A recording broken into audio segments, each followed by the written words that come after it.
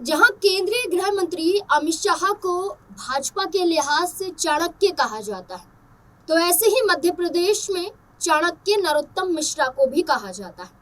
ये वो चेहरा है जो दतिया से विधानसभा का चुनाव लड़ता आया है, जीतता आया है, लेकिन 2023 के विधानसभा चुनाव में जीत हासिल नहीं कर पाया था। लेकिन इस चेहरे के जरिए ये कहा गया था, हारा जरूर हूं लेकिन अपनी विधानसभा मैंने छोड़ी नहीं। ये बात कहीं ना कहीं अब सच साबित हो रही है, क्योंकि कांग्रेस पार्टी के दतिया से विधायक रहे राजेंद्र भारती पर कोर्ट का फैसला आ जाता है। एमपी एमएलए कोर्ट के फैसले के बाद 3 साल की सजा राजेंद्र भारती पर सुनाई जाती है, जिसके बाद उनकी सदस्यता रद्द हो जाती है, यानी कि विधायक थे अब विधायक नहीं।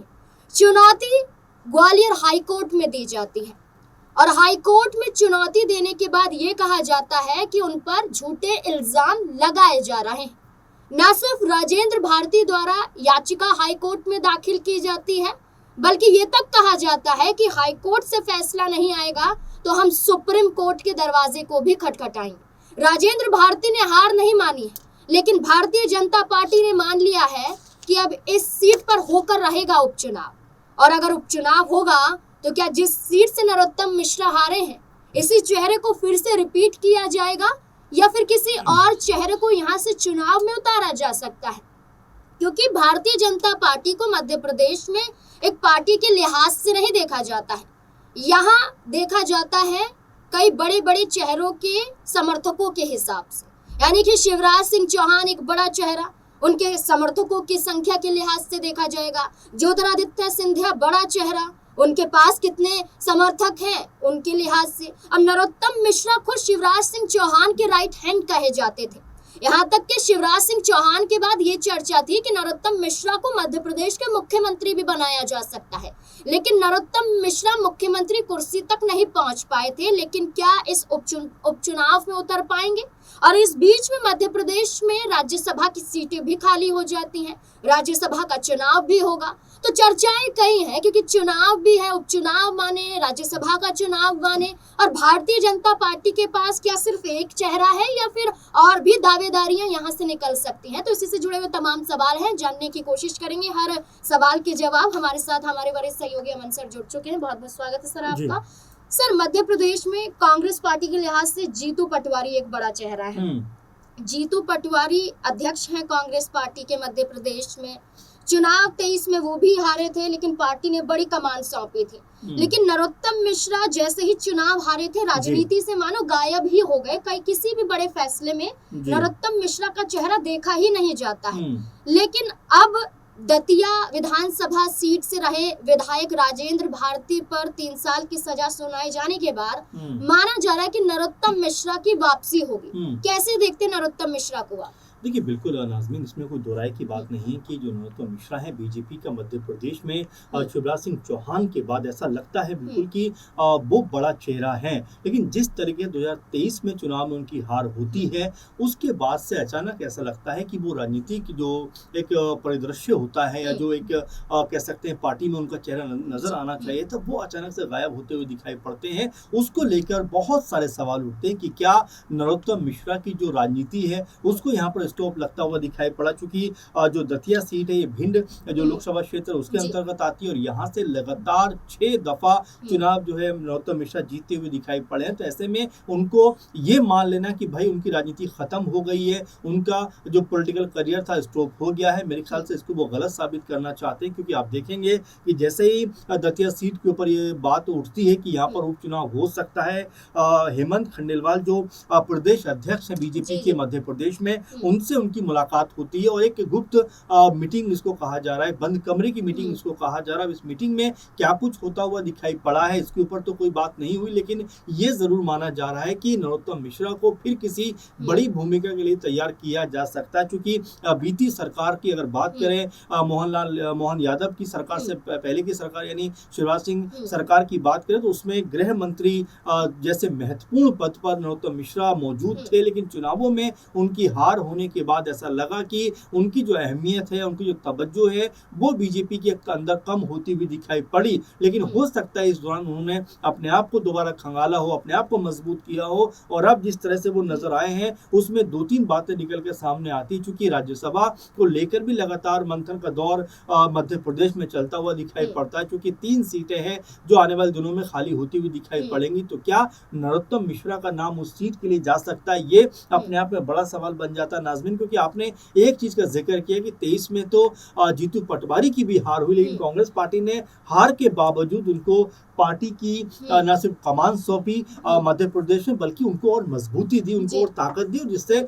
आज वो कांग्रेस पार्टी को नए तरीके से, नए सिरे से ताकतवर या मजबूत बनाते हुए दिखाई पड़ रहे हैं। तो क्या यही भूमिका में अब नरोत्तम मिश्रा आ सकते हैं? चूंकि जब नरोत्तम मिश्रा पावर में थे, सत्ता में थे, तब उनकी बयानबाजी खूब चर्चाओं में रहा करती थी। एक दफा तो खुद पीएम मोदी ने उनको फटकार लगा दी थी कि भाई फिल्मों के ऊपर अपना ज्ञान देने से बेहतर है कि आप अपने कार्य पे ध्यान लगाइए। तो इस तरह की तमाम चीजें नरोत्तम मिश्रा के साथ में जुड़ी रही। लेकिन इन तमाम चीजों के साथ साथ में हमें ये भी देखना पड़ेगा कि वो 6 बार के लगातार विधानसभा चुनाव में विजेता रहे दतिया सीट से ही। तो क्या उनके नाम पे विचार हो रहा है कि जो उपचुनाव होगा, क्योंकि जो राजेंद्र भारती हैं उनके ऊपर जो बैंक धोखाधड़ी का मामला था उसमें 27 साल के आसपास नाज़मीन ये सजा हुई है 27 साल के बाद। तो क्या अब उनकी जो विधानसभा सदस्यता है क्या वो खत्म होती हुई दिखाई पड़ेगी? और अगर वो खत्म होती है तो यहाँ से जब नई संभावनाएं बनेंगी चुनाव में जाने की, तो क्या अब बीजेपी एक बार फिर से नरोत्तम मिश्रा का ही नाम आगे करने वाली है? इस बात को लेकर चर्चाएं होती हुई दिखाई पड़ रही है। बिल्कुल, जो हाई कोर्ट में अपील की गई है, याचिका दाखिल की गई है, और इसको लेकर 15 अप्रैल को सुनवाई होगी और फैसला आएगा और उसके बाद तय किया जाएगा कि क्या होगा। लेकिन ये माना जा रहा है कि राजेंद्र भारती को लेकर बीजेपी के जरिए कि यहाँ उपचुनाव होना तय है, राजेंद्र भारती को तो सलाखों के पीछे बंद होना पड़ेगा। लेकिन कांग्रेस पार्टी का ये कहना है कि एक तरफ राजेंद्र भारती ही नहीं, मुकेश मल्होत्रा पर भी आरोप लगाया जाता है, यानी कि जिस सीट से आपके ही प्रत्याशी हार रहे हैं उसी सीट पर आप जीते हुए प्रत्याशी पर आरोप लगाते हैं और उन्हें सजा सुनाने के लिए कोर्ट का रास्ता अपनाते हैं, ताकि विधायकी रद्द होकर सीधे तौर पर आप वहां पर चुनाव में उतरे और जीत जाएं, या चुनाव ना भी लड़े तो भी आप एक बड़ा चेहरा बन जाएं। तो क्या ये एक साजिश के तौर पर भी देखा जा रहा है? और दूसरी बात कि अगर भारतीय जनता पार्टी से नरोत्तम मिश्रा बड़ा चेहरा है, तो क्या इसके अलावा कोई और बड़ा चेहरा नहीं? जैसे मैंने शुरुआत में बात की कि गुट का ही है, शिवराज गुट है, सिंधिया गुट है, और आप देखिए नरेंद्र सिंह तोमर की बात करें, उनका गुट नजर आता है। और ये सब कई बार एक मंच पर भी दिखाई दिए हैं। जब भाजपा का स्थापना दिवस था तो नरेंद्र सिंह तोमर, ज्योतिरादित्य सिंधिया एक मंच पर नजर आए थे। तो माना जा रहा था मनमुटाव खत्म हो रहा है। तो क्या मनमुटाव खत्म करने के पीछे का कारण ये भी हो सकता है कि बीजेपी उनके समर्थकों को आगे कर सके? देखिए, अभी नाज़मीन इसको लेकर बहुत तयशुदा तौर पर नहीं कहा जा सकता। ये तमाम चीजें होती हुई दिखाई पड़ेंगी, क्योंकि आपने जिक्र किया कि क्या कोई भी और नाम और हो सकता है। तो नाज़मीन मुझे ऐसा लगता है कि सिंधिया गुट भी कहीं ना कहीं जो कांग्रेस पार्टी से बीजेपी में शामिल हुए थे, उनको लेकर भी तमाम तरह की चर्चाएं हैं कि क्या इमरती देवी, जो एक समय सबसे खासम खास हुआ करती थी और तमाम तरह की बयानबाजी किया करती थी सिंधिया के हवाले से, सिंधिया के लिए, तो क्या उनको यहाँ पर कोई बड़ा मौका मिलता हुआ दिखाई पड़ सकता है? क्या दतिया सीट से उनको भी चुनाव में उतारा जा सकता है? तो ये संभावनाएं हैं। देखिए, यहाँ पर अलग अलग गुट, जाहिर बात है कि हर पार्टी के अंदर होते हैं और अपना दावा या अपना दबाव बनाने का प्रयास यहाँ पर करते हुए दिखाई पड़ते हैं। तो क्या नरोत्तम मिश्रा के मुकाबले इमरती देवी या उनकी तरह ही कुछ और चेहरों के ऊपर भी क्या कोई चर्चा हो सकती है? क्योंकि जैसा मैंने शुरू में आपसे कहा कि राज्यसभा को लेकर भी लगातार चर्चाएं चल रही हैं, क्योंकि 3 सीटें खाली होने वाली हैं। तो क्या ये चर्चा जो हेमंत खंडेलवाल जो अध्यक्ष है बीजेपी के मध्य प्रदेश से, उनके साथ में इसलिए हुई है ताकि राज्यसभा जो है यहाँ से नरोत्तम मिश्रा को भेजा जा सके? इससे पहले भी ये कहा गया था कि राज्यसभा का ये पहला चुनाव नहीं है। इससे पहले भी जब चुनाव हुआ था राज्यसभा का, तो नाम नरोत्तम मिश्रा का आगे आया था, लेकिन बीजेपी ने ही उनके नाम को यहाँ पर मोहर नहीं लगाई थी, उनके नाम पर ना ही फैसला लिया था। तो नरोत्तम मिश्रा नाराज माने गए थे। तो आपको क्या लगता है कि उनके लिए कौन सा फैसला सही होगा, उपचुनाव अगर होता है या फिर राज्यसभा की सीट पर चुनाव लड़ना? देखिए, दोनों दोनों ही बातें हैं। पहली बात तो ये है कि अगर 2 सीटों की बात करें 3 में से तो बीजेपी के पक्ष में जाती हुई दिखाई पड़ती है, तो वहां पर चुनाव में जाना उनके लिए आसान रहेगा जीत हासिल करना, क्योंकि 2 सीटें तो पक्की हैं। उसमें से अगर एक नरोत्तम मिश्रा को मिल जाती है तो आप उनको मानकर चलिए कि उनके जो जीत है वो यहाँ पर 100% होती हुई दिखाई पड़ेगी। लेकिन अगर हम यहाँ चुनाव की बात करें तो जैसा हम 2023 में देख चुके हैं कि चुनाव वो हारे हैं, तो क्या जनता का जो गुस्सा है, जनता ने जो उम्मीदें पाल रखी थी जब वो सत्ता में थे और जो शायद उसको पूरा नहीं कर पाए इसलिए उनको यहाँ पर हार मिली, तो क्या वो गुस्सा शांत होता हुआ दिखाई पड़ा है अब, और क्या नरोत्तम मिश्रा उसके लिए तैयार है? तो ये कुल मिलाकर, क्योंकि 6 बार के लगातार विधायक वो रहे हैं, लेकिन दतिया में ही अगर 6 बार चुनाव जीतने के बाद 7वीं बार वो चुनाव हारे हैं, तो क्या जनता का जो कनेक्शन था उनसे या जो एक कनेक्टिविटी थी वो टूटती हुई दिखाई पड़ी, और इसलिए वो इस रास्ते न जाकर राज्यसभा जाने का प्रयास करेंगे? तो अभी कई तरह की बातें जो फिलहाल बंद कमरे की बातें, चूंकि इसको लेकर बहुत चर्चा अभी हुई नहीं, लेकिन हाँ ये बात मानकर चलिए कि अगर अध्यक्ष जो है बीजेपी के हेमंत खंडेलवाल, अगर उनके साथ में नरोत्तम मिश्रा की मीटिंग हुई है, बातचीत हुई है, तो आप ये मानकर चलिए कि उनको लेकर कोई बड़ा संकेत पार्टी यहाँ पर देती हुई दिखाई पड़ती है और वो किसी बड़ी भूमिका में जाने को तैयार है। और हो सकता है, जैसा आपने भी कहा, कि दोनों में से किस तरफ वो जाएंगे, तो अब ये पार्टी का फैसला होगा कि वो कौन सा नाम हो सकता है। क्योंकि कैलाश विजयवर्गीय को लेकर भी बीते दिनों काफी ज्यादा